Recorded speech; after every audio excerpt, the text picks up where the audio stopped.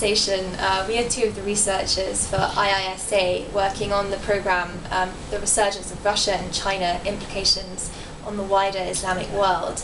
I'm Katie Welsford and I'm focusing on the Middle East and North Africa, and this is Timothy Williams and he's focusing on Asia Pacific. Recently we've been focusing on the gas deal between Russia and China, the elections in Syria, and the recent vote in the UN regarding the transfer of the Syrian conflict to the ICC. Tim, could you maybe just tell us a little bit about the gas deal between Russia and China and the implications of this on Sino-Russian relations?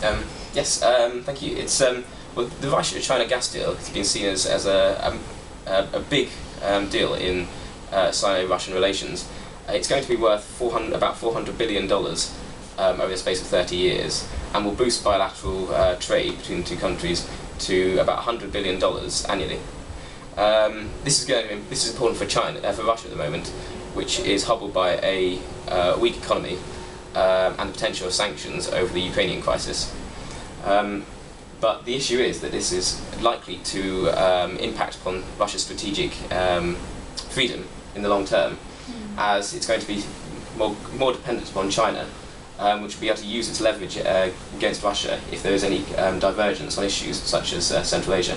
How has Russia responded to this? How is it reacting? Well, Russia is trying to hedge against China and increase investment from Japan, Vietnam and India. But it's unlikely to have that much of an effect upon this, upon the asymmetric dependency, because of the the dependency on China is already so established, and the impact of trade from these countries is so limited. Okay, and Katie, on Syria, what do the elections mean for the diplomatic mission in Syria? Well, they're pretty worrying. The elections are a sign that Assad is not going anywhere. These are elections to bring him back into power for another 7 years. And it actually poses a massive threat, because for the opposition, they've always called for Assad to step down. And with him now remaining in power, it's extremely unlikely that they're going to want to return to the negotiating table. And the fact that Russia has been supporting these elections, it sent observers to monitor the elections, and it was busy saying that it was an excellent display of people power and they were very free and fair elections, which most people would doubt. It's just extremely unlikely that Geneva will be able to reconvene and that we'll be able to bring both sides back to the negotiating table. It just seems that we've reached the end of the the Geneva communique, which called for the transitional authority. It's just not going to be possible. Okay, that's interesting. So why would someone say that diplomacy is dead? Is it an international paralysis, or are there other internal issues? Well, it's both, really. I mean, within the UN, we saw at the recent vote a few weeks ago for referring the conflict to the ICC.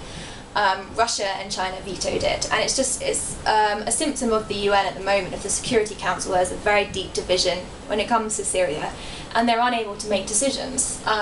And when they do, when they have been able to vote unanimously on something, the resolution has had to be so watered down that the resolution is basically worthless. In February there was a vote to boost aid in, to allow more aid convoys into Syria to reach more people in both government and opposition territory.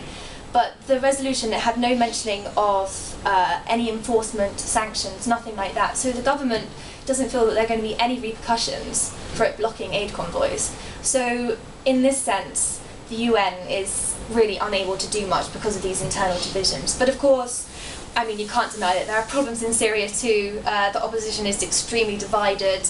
And if you think about